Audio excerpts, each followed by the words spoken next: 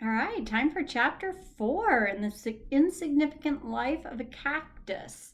Shout out to Sterling Publications. Thank you for letting us use this. And let's get started right away. I really got hooked in chapters 2 and 3 yesterday. So let's see how this progresses now that he has a new life, apparently, in Arizona. So, even though the new school year had already started, my parents gave me a couple of days to settle in before sending me off to be tortured. Perception there? Desert Ridge Middle School was only a few miles from Stagecoach Pass, and Mom drove me my first day. I sat in my seat, staring straight ahead, my heart pounding. When we turned into the parking lot of my new giant school, I thought my heart might just pound right out of my chest. My school back in Kansas only had about 300 students. Desert Ridge was more than 3 times that size. 1,000 kids who had never seen me before. Would this be similar to going from Sunnyside to Chisholm Trail? I think so. Mom drove our old clunker up to the drop-off curb behind a bunch of other cars. Mostly the cars were fancy, like BMWs, Volvos, Jeeps, all shiny and freshly waxed in a variety of bright colors. Our can't tell what the color is car didn't even have a logo because it had fallen off such a long time ago. Actually, I'm not sure my parents remembered what kind of car it even was. It definitely didn't fit in with the other cars. And I took this as a very bad sign. We waited as the line inched forward. Mom turned to me. Her lips twitched a bit as she smiled. You want me to walk you in? What do you think he's going to say? I just shook my head no. She nodded, pushed a long strand of dark hair from behind my ear. Yeah, I suppose that would be embarrassing having your mommy walk you in on your first day. Just a little, I said. She ran her hand down my hair and tugged lightly on the tips. You remember where your first class is, don't you? Yep, no problem. And you remember where your locker is? All systems go in my brain, I said, as we pulled up right in front of the curb. Oh, good, she said, because I was a little bit worried this morning when you came out with your shirt on backwards and then stuck your cereal in the microwave. Just being an airhead, I slid my head under the strap of my bag. That wasn't exactly the truth. I was nervous. I was extremely nervous. Is the author doing a good job of showing us how nervous he is rather than just telling us that he's nervous? Actions. So I know how hard things have been for you, sweetheart, Mom said. I'm fine, Mom, really. I'll be okay today. She leaned over and kissed the top of my head. Call if you need anything. I'll pick you up right out here, right after school. Normally, my parents never baby me at all. They're more the kind of parents who, instead of kissing your boo-boos, just tell you to walk it up, be a man. And they never have seemed to care that I'm not actually a man yet. But I guess today was a special occasion. Honestly, I really wished she would stop. It was stressing me out even more. I nodded and opened the car door with my foot, then slid it back into my new purple ballet flat. Interesting. I got out of the car, swung my bag around to my side, gave Mom a reassuring smile, and slammed the door shut with my hip. Before I'd walked 5 steps, I got my first, and this is in italics, look. So is it people looking at, or is it us looking at the other people? I tried to ignore it. My parents had always taught me to tackle one small goal at a time, holding a brush between my toes, lifting that brush all the way to my head, running the brush through my hair, one small goal at a time. And so I zeroed in on my first goal of the day, getting to my class without barfing up all my soggy microwave cereal. Again, are we showing nervousness?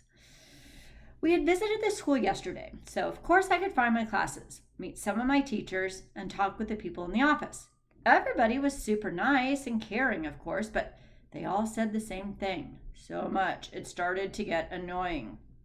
If there's anything you need, Avon, don't be afraid to ask. Like they just knew I was going to need lots of extra help. I speed walked to the science room, not just to avoid the other kids' stares, but also because it was so stinking hot. By the time I got to my class, sweat was already trickling down my forehead.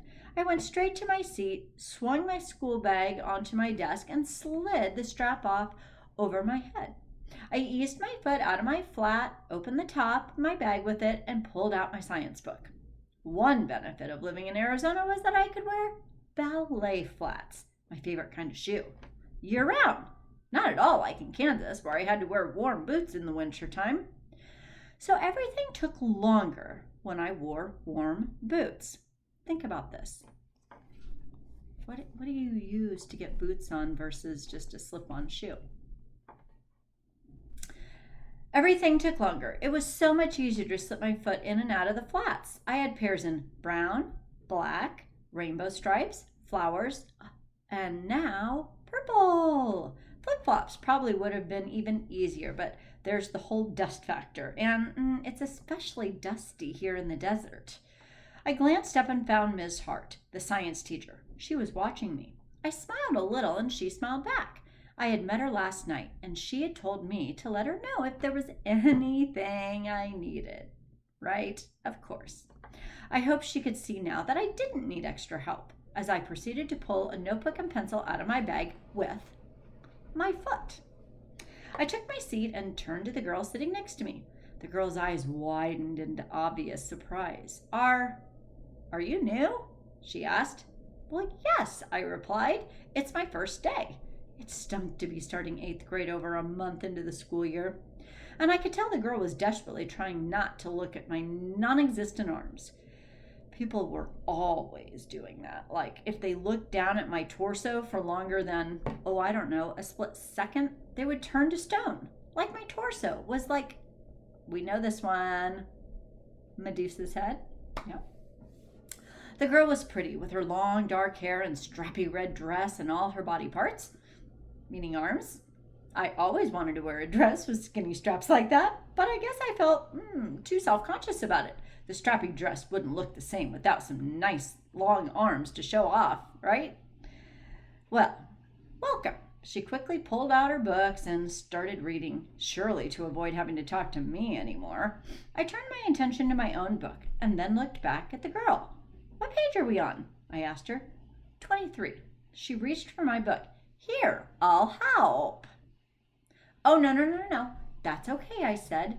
She stopped and pulled her hand away. I lifted my foot and opened the book with it, using my dexterous toes to turn the pages until I got to page 23. See? I can do it. She gave me this little twitchy smile. How'd you learn to do that? I just shrugged. You'd be surprised what you can do with your feet when that's all you have to work with. She gave me another uncomfortable smile and went back to reading her book. She hadn't introduced herself, so I didn't either.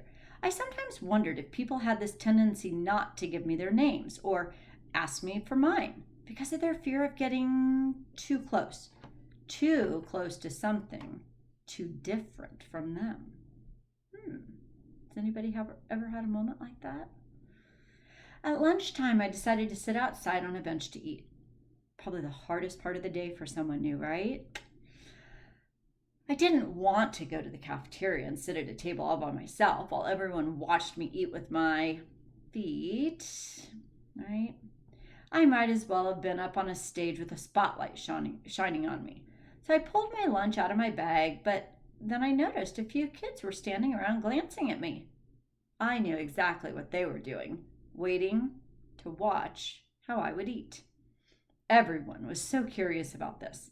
At home in Kansas, I'd have been sitting at a table with Emily, Kayla, and Brittany, all of us laughing about the booger hanging out of Mr. Thompson's hairy nose during history class. Kayla would be tossing pretzels at me while I tried to catch them in my mouth, and Emily would be complaining that her parents still wouldn't let her wear makeup. No one would have cared that I was eating with my feet. Normal stuff from 8th graders? But here, my stomach cramped. I stuck my lunch back into my school bag and headed for the bathroom, where I was so grateful to find automatic water and soap dispensers. In my nervousness, I had forgotten to wash my feet, which I always do before I eat. Just because I don't have arms doesn't mean I'm all gross and want toe jam in my Cheetos.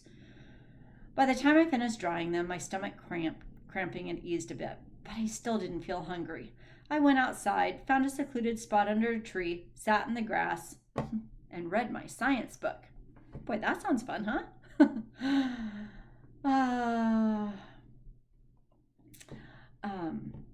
And read my science book. Put something, Emily would be complaining. I'm sorry, this kind of glitches on me here. Let's see if I can find the end of it. I think that might be the end of the chapter.